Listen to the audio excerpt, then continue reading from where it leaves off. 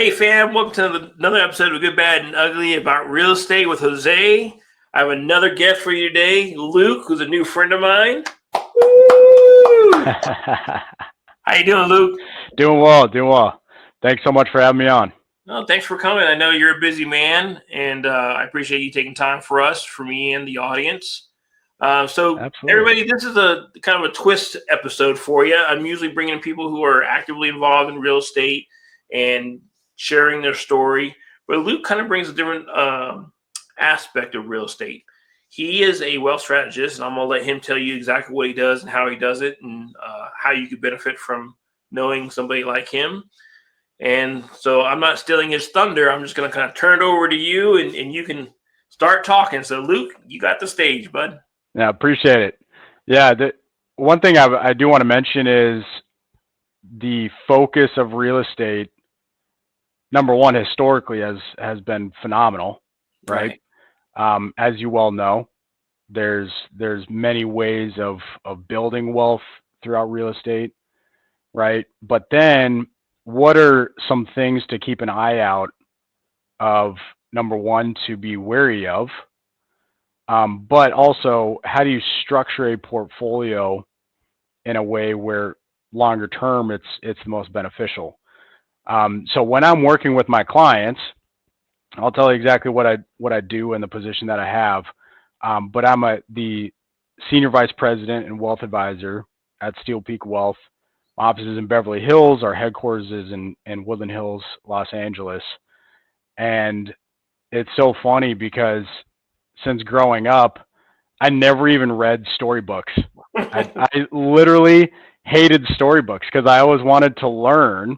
Right. And more importantly, I was very curious of how money worked. Okay. And how do people make money without working? What is the point of money? How does the markets work? So the equity markets, right? Yeah. What are the different types of investment options out there? And I was like, you know what? I just went down this rabbit hole for, growing up, and then getting into high school and college. I knew exactly what I want to get into, and that was investment analysis. So like you said, you like numbers? I love numbers. I can geek out all day long, but the way that I was thinking of it is, okay, I could go into a corporate office. I could be stuck behind a desk. I could be calculating out numbers for, a large corporation, but then I wouldn't be able to help people. I wouldn't be able to help individuals. It would just be the corporation that would be, that I'd be helping, right? Right. And so I was like, how can I take this knowledge and help families, help individuals then be more aware and know what to look out for, and not just their current life, but also future generations. How do I impact that in a way and have the biggest impact on that end? But I hope that kind of answered your question of my position, what I do.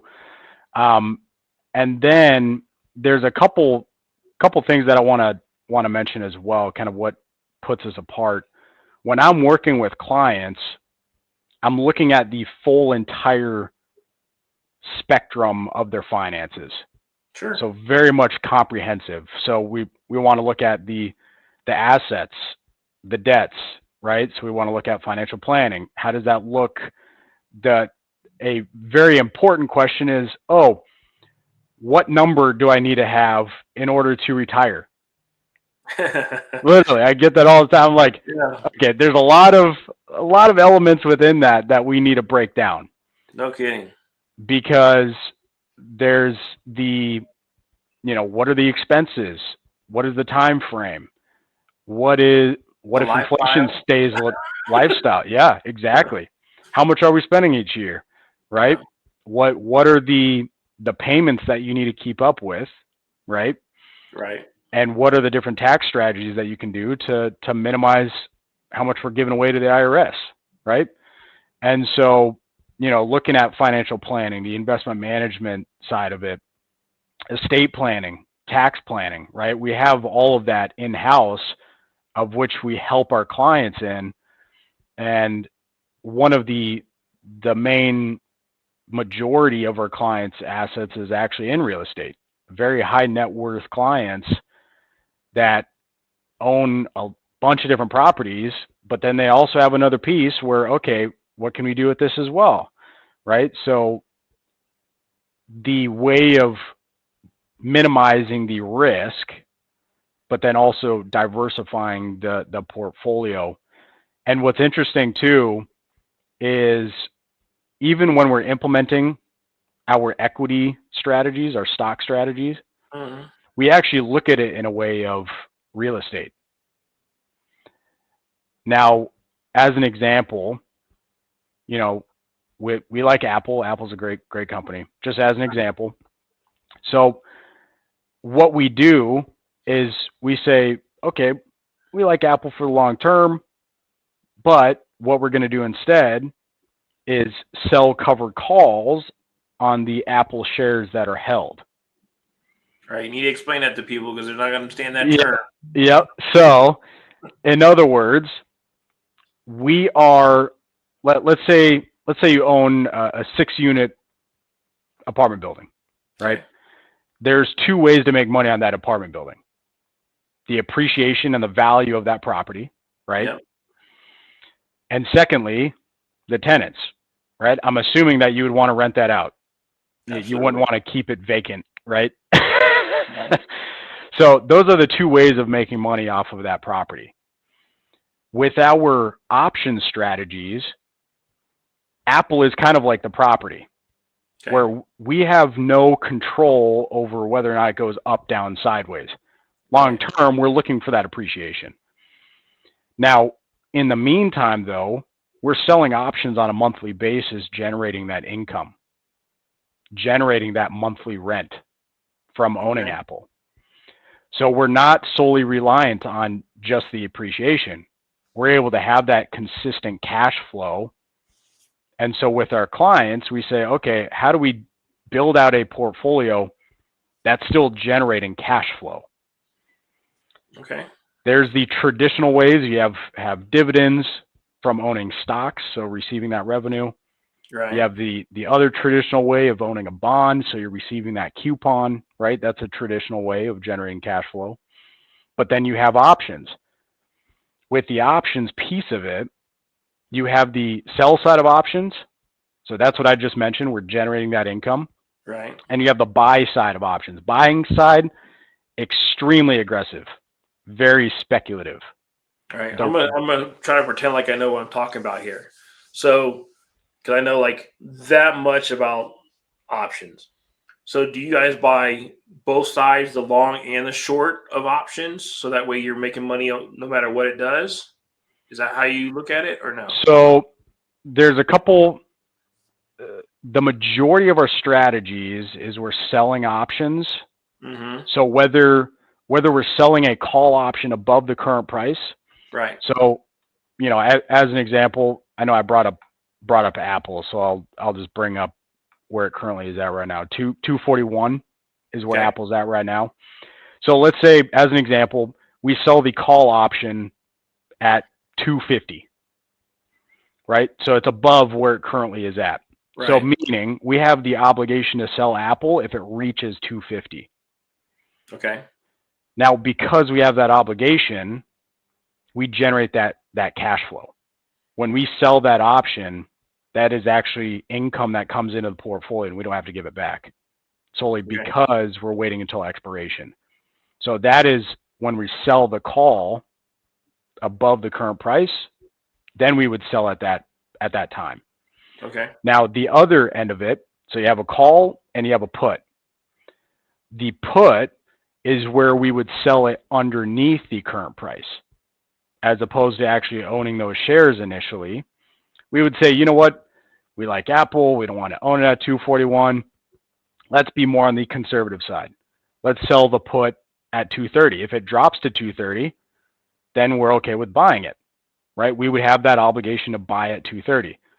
Now, because of that obligation, we then are able to generate that cash flow, and it comes into the portfolio. With the put side of it, again, since we don't actually initially own those shares, Right. as with the call, we actually have the funds in a money market or a T-bill. Okay. So it's generating income, generating cash flow, while we're waiting to then buy the stock at a better price. So being even more strategic and more conservative if it were to pull back, right? So implementing these strategies in a way where we have that consistent cash flow decreases the risk, but then also increases the income.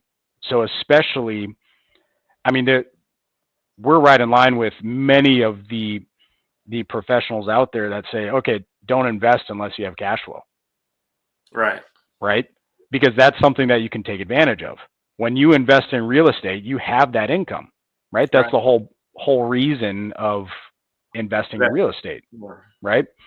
So you have the tax benefit, you have the consistent income coming in. Same thing, even with the way that we're structuring our equity strategies, consistent income. Right. Right? So it's very interesting in the way to structure the portfolio. And again, it decreases the risk because of that. Nice. So you talk about talking with your clients and seeing what their current situation is, right? So kind of, I guess the question I have for you would be, I hope that my audience is a wide array of people, right? So can you kind of walk us through, let's say I'm a person that makes 45K a year, but I want to get to a point where I can leave something, or I want to have some kind of estate plan for my kids, because everybody wants to take care of their family when they're gone. Absolutely. I only bring up that kind of scenario because when I was in the military, it's about as little as I was making, and I was like, I don't have any extra to save or put aside for my family. And I went to go talk to someone that similar to what you do, and they showed me all of the, let's just say, niceties of life, where I could save some money to put away for my family if I just kind of did away with some of the little bit of luxuries. And then maybe somebody who maybe a little bit more well off in life, how you would maybe approach those two different clients differently. Yeah. So let me tackle the first one. Like you said, the 45,000 in income, little tight in spending, a little tight on savings, a little tight on investments. Right. I think number one is it's great to have the aspirations and goals, especially to be able to help your family. That is extremely important, and I 100% support that. Now, where it comes down to, though, is where can the sacrifice be made? So instead of, spending $15 at Burger King for a burger, Right. are you able to invest that? Are you able to save that? Because one thing in particular, especially with investing in general, but specifically in regards to the equity market, is you can put in a small amount and the return compounds. Right. Right? There's a reason why compounding was considered the eighth wonder of the world. Right. Because it does magic. It literally does. And it's very difficult to even comprehend how compound interest even works. Because it's not just a, same percentage every quarter and that's it. No, it's literally constant. That's what compound interest is. So even the small amounts that are being used to save and invest can really change the trajectory in, honestly, quicker than what people imagine. I think number one, we overestimate what can be done in a shorter period of time. We underestimate what can be done in a longer period of time. Okay. And having that consistency, having the ability to put funds away to invest, I think that really can be a game changer.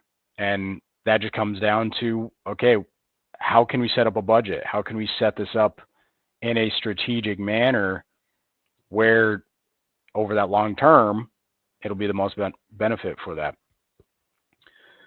Now, as far as for the second client, there's a couple things that I would mention too.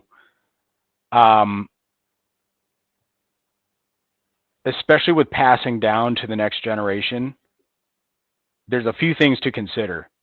And I would even say specifically with real estate that not many people understand, right, or are prepared for, is if they have multiple children, real estate actually can be an issue. Now, depending on how it's set up, but number one, highly recommend talking to an estate attorney, right, especially if they're, looking at millions of dollars worth. I mean, we're talking even hundreds of millions of dollars worth. Talk to an estate attorney, because last thing you want is those estate taxes coming to bite. Secondly, passing down to the next generation, very much need to focus on, okay, what liquidity aspects of it are they able to use to pay some of those taxes? Because if it's all locked away in real estate, number one, they would have to sell the real estate, or if they have multiple brothers, sisters, other family members that are also involved in getting a piece of this pie, right, it can be very difficult to split it accordingly. right. So making it as easy as possible. Now, there's other ways. Again, setting up a trust. Maybe it would stay in the trust. Again, there's multiple ways, and I'm not an estate attorney, but that is right, multiple things that I've seen become an issue because they haven't even considered that. right. The easier it is for your family after you pass away, the better. Totally agree. And less taxes. So always take care of that, number one. But then number two is there are ways of diversifying as well, right? As opposed to just buying one property, right? You can look at multifamily, you can look at multi-geographical, as there's other companies that have built out different strategies. Many of our clients are involved in these real estate private strategies as well, where it's more diversified. So it's not just, multiple single properties here and there, where it actually decreases the risk even more. And in that case, it does make it a little bit easier for estate planning purposes. So it just depends on what they're looking to accomplish. Number one, if they need income, or if they're looking to live comfortably, or if they say, I just want to grow this as much as possible. Let's swing for the fences. Let's make sure my family is very well off after I pass away, right? Or there's some clients that are like, you know what? I've spent all this time building my wealth. I don't want my family to receive any of this, and I just want to spend it. It's like there's such a opposite end of how they view things. Sure. And there's not a right or wrong answer, and I support either way, but right. It is very interesting to see what is the overall goal and what is the reasoning behind it. And I think many people, unfortunately, get in this game of, oh, I'm just here to make as much money as possible. Right. Okay, what does that mean? And then they get to a point where they're too old to even be able to enjoy it. Right. And then they're like, oh man, well, I should have started enjoying this way earlier. No kidding. where they were just stuck in playing. Right. Right? Because they're so used to just grinding, building wealth. They get to a place of, oh, well, I wish. And that can be a sad point to be, Right. because you can't get your age back, you can't get your health back, Get your but time back. right, you can't get your time back, right? And so what are the different goals, and how do you divvy up your strategies and, time with your family if you want to spend time with your family, or what are the priorities in a way where it best suits what they're looking to accomplish. And I don't think many people actually give that time to step back and say, okay, we need to review this completely different than what we've been looking at before. Gotcha. So, a question for you that just kind of popped in my head. This might be out of the box question. So, if you're like, I'm not sure how to answer that, that's fine. But as an investor, one of the things that, I should say one of the things, but a source of trying to find like a private money lender is going Mm-hmm. to potentially a family office, right? Somebody who Mm-hmm. represents high valued people and help them invest their funds that they're trying to grow for their that generational wealth. Is, I guess, the way that I want to frame this question is, are you in a position where if somebody like me as an investor would come to you and say, hey, do you have anybody that you represent that is looking for an investment that may be high yielding or doing better than where they have it now? Is that something that you can do, or is that not something that you get involved in? Great question. So there's a couple ways to look at that. We do work with, and many of our clients actually invest in companies that do that, as Okay. far as for bridge loans, construction loans, Right. right? Those types of projects, to then be able to take advantage of those higher yields as for the loan side of things too. Right. And then specifically even with the private debt, right? There's many companies that we work with, different strategies, private credit, asset-based lending, mezzanine financing, equipment leasing, right? So we work with quite a few different companies that do that. Us specifically lending to clients to do that, we don't necessarily do that. Right. We may sometime in the near future build out our actually own real estate department. Okay. We've been growing pretty substantially. We purchased a CPA firm. We're building out a massive family office approach, Okay. and our capabilities are continuing to grow pretty substantially. And that actually is a piece of it that we may start tapping into.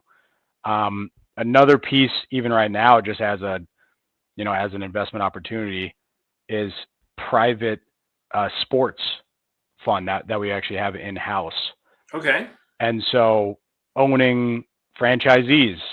So we have a Premier Soccer League team, a Major League Baseball team, soon to be an NFL team. The way that it's structured is we want to look at that higher return potential, right? Absolutely. Because it's Yeah. private. Not a lot of individuals even have access to these types of investments. Usually you would have to have a couple hundred million Right. to even, for a team to even Have a blink an eye conversation. at Yeah. you, right? Yeah. And so, yeah, now we have access to this, and our clients are hopping on board, and it's a huge opportunity. Even within that too, we're not just looking at franchisees, but we're looking at the real estate around the stadium. We're Right. looking at sports technology, right? So as an example, Cosm here in LA, if you've seen that before, it's kind of like the half sphere. Have you seen Uh-huh. the sphere in Vegas? Yep. Yeah, so it's kind of like the half sphere, but it's sporting events there. Okay. So it's like, yeah, it's wild. But that literally is a part of our sports fund that our clients are able to invest in. So it's a huge opportunities to take advantage of the higher yields, the higher returns, right? Right. But yeah, we're continuing to build that out. That's awesome. Congratulations. I mean, that shows a bright future for your company, which means you'll be employed for a while. Fortunately, definitely blessed. Definitely blessed. No, it's been good. It's been good. That's awesome. So just to kind of be clear, again, more talking for the audience because they're not having the ability to ask questions live, right? This is recorded, but you help people of all different walks of life. Mm-hmm. True statement. 100%. Okay. Um, as I mentioned when we first started, my channel is good, bad, and ugly, and I know you're into helping clients, but I'd be interesting to hear some of your a good story, that kind of puts a smile on your face when you think about it, and then maybe not so good story. You don't have to share names, but just a scenario that it happened that says I learned a lesson from this, and maybe your audience can learn from that as well. Yeah. So I'll actually even bring it back to real estate in particular.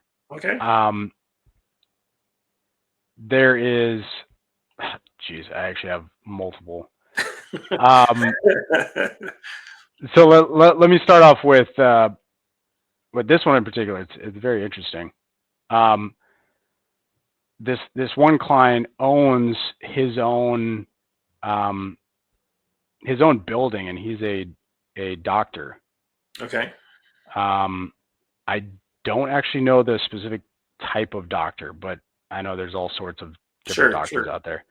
But anyway, he owns the building. He owns the office space. Okay. And he's owned this building for the past 30 years. Oh wow.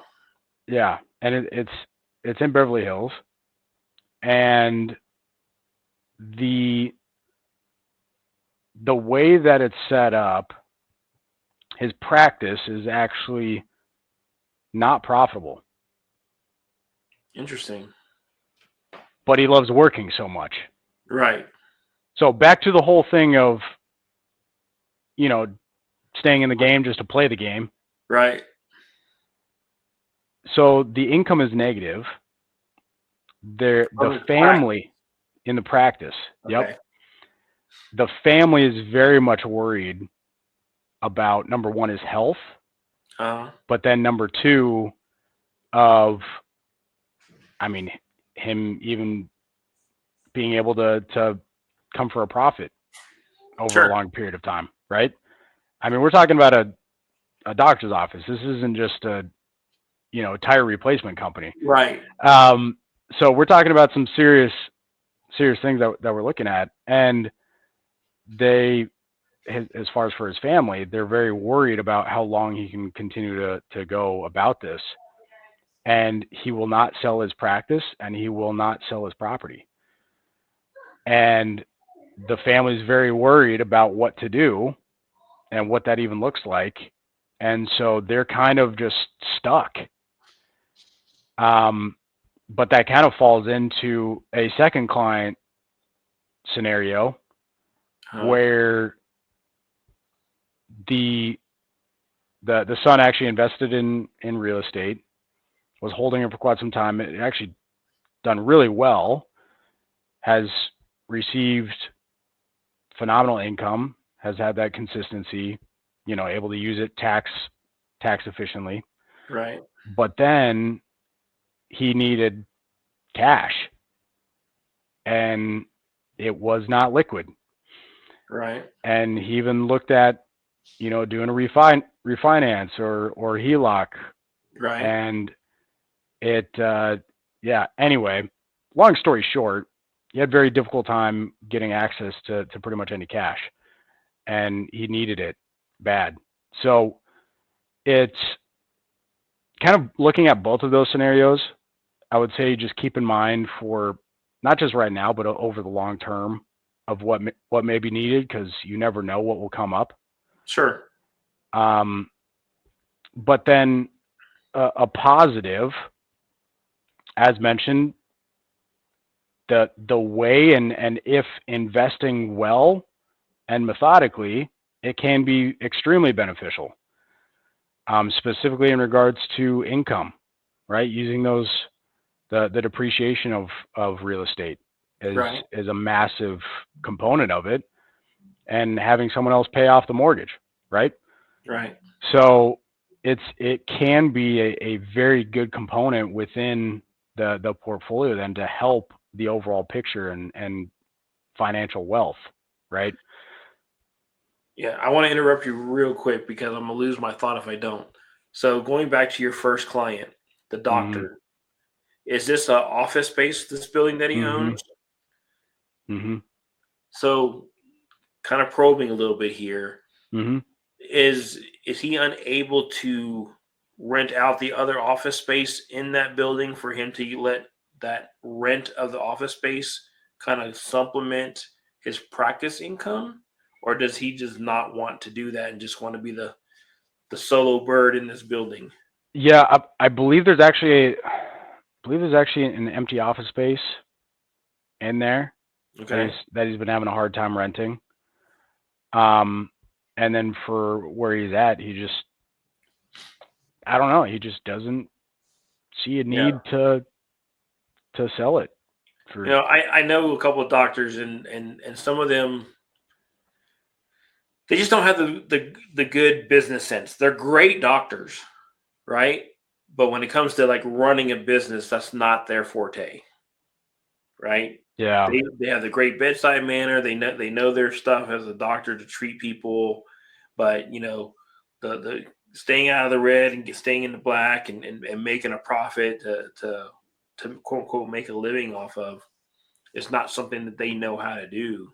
Yeah. Um, No, you know, absolutely. I've seen that multiple times with different doctors, yeah, you know, and it's, yeah, that, like you said, I mean, they're professionals in what they do, but then there's also a reason why there's many other people that have their own focus in other elements, right, and that's something to take advantage of, right?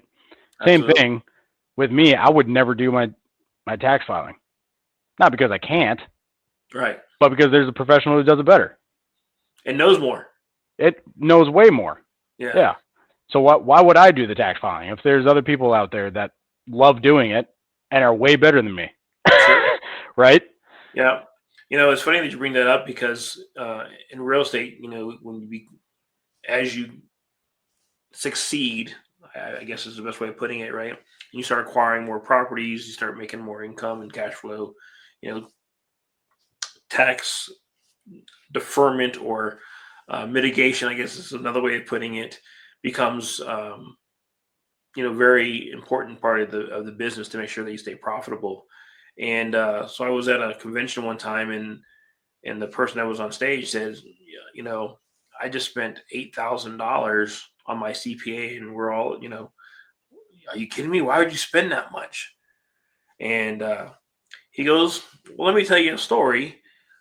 And the moral of the story basically was I could not pay the 8 grand and pay Uncle Sam $500,000, or I can pay him 8 grand and only have to pay 100 grand. Yeah. So I just paid $8,000 so that I could make 400K.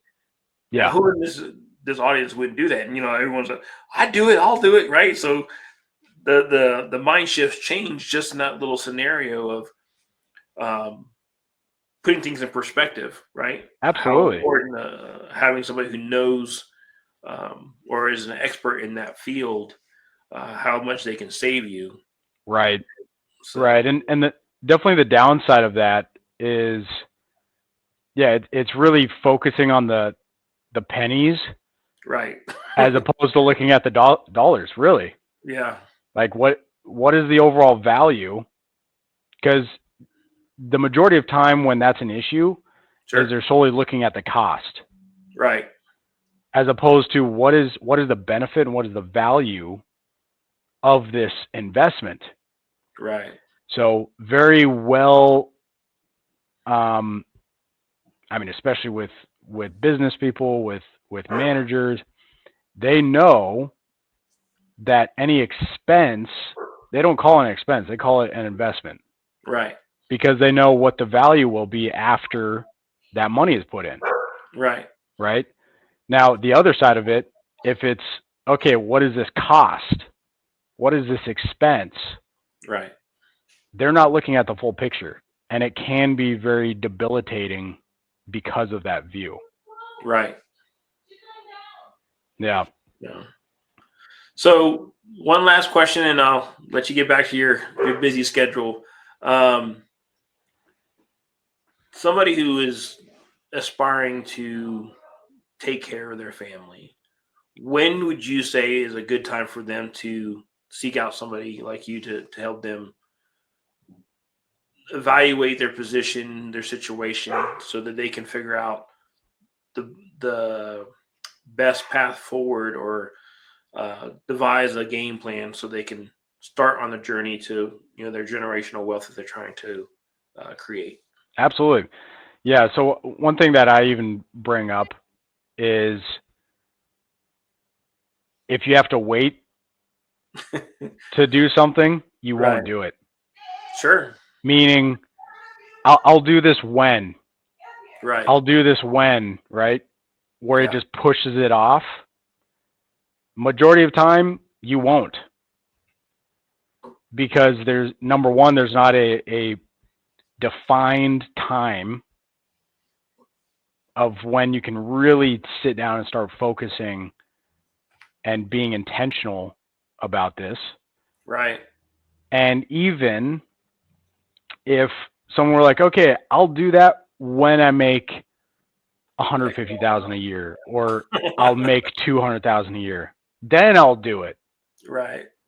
But in all essence, it's not about how much you make. It's not about the state of which you're in. It's not any of that. It's about making the small change right now, For sure. and really sooner the better, because then you're able to look at a longer time frame, and the small tweaks that you can make right now make a massive difference over a longer period of time. If you wait all the way until 50 or 60, then it's going to be huge changes to make those adjustments later on, Right. right? So I would say sooner rather than later. There's many scenarios to consider, things to look out for, things to take advantage of to build wealth and help your family as well, after you pass away. Right. But yeah, I very much feel for the people of, that say that have that Right. mindset of, oh yeah, I'll do that when, because the majority of the time they're stuck, and it's a very difficult spot to be in. I'm not here to pass judgment on anyone, because I know it happens to a lot of people. It's easy. It's easy to say that. Right. But yeah, that's definitely a great question. And I think this goes back to um, education, right? I know growing up, nobody talked about money, in my household. It's almost kind of taboo, and I don't think anybody understood how to grow, right? That Right. that old phrase, money doesn't grow on trees, right? Hmm. If you don't know how money works, and you don't know how to invest it, and you don't know how to protect it, meaning instead of giving it to Uncle Sam, you can keep it more in your pocket. Right. Um, you'll you'll always be trying to figure out a game plan, and like we mentioned earlier, it's better to involve somebody who is an expert at it, like yourself, than trying to go at it alone, 100%. because that's what you're there for, right? You have educated yourself. You've done it for multiple people, and you do it on a daily basis. Where somebody, let's say a high school kid, has never had to worry about it, done it, and starting that early is great. Maybe somebody just retired Absolutely. from like the military, right? After doing 20 years, maybe they didn't think about what's Yeah. the next chapter. At least they're doing it, at the age of 40, and not, like you said, not the age of 60. Yeah. So, um, Absolutely. yeah, that's awesome. So, if somebody wanted to benefit from your services and to reach out to you to see, how you could help them, how would they do that? I am on LinkedIn, so Luke E. Anderson Make sure the E's in the middle because there's a lot of Luke Andersons out there. But yeah, located in Beverly Hills, again, with SteelPeak Wealth Advisor. And then my business email is luke.anderson@spwm.com, steelpeakwealthmanagement.com. Awesome. So that's another way to reach out. And as always, audience, I'll have that down in the description so that you can not have to play it back. But as much as I'd love for you to play it back and write that down, I'm going to make it a lot easier for you. As you know, this is being broadcasted on YouTube, but I'm also going to put this on Spotify for you guys to make it easier if you want to do it on your driving or when you're in the gym. Luke, thank you so much for taking this time for me. Absolutely. It means a lot. I'm sure the audience got a lot from it and a lot of nuggets to learn. And, to the audience, as Luke said, there's no better time like the present to get involved, planning your future, trying to figure out how you're going to save so that way that you're set either for yourself or for your family. And as he also mentioned, he's not a estate planner or a lawyer, so make sure you go seek one of those out for even more what's what I'm looking for, better advice. I'll just kind of put it that way. Yeah, more strategy. Yep. So on that note, fam, we'll see you on the next episode. Luke, thank you so much. Yeah, thank you so much. See y'all.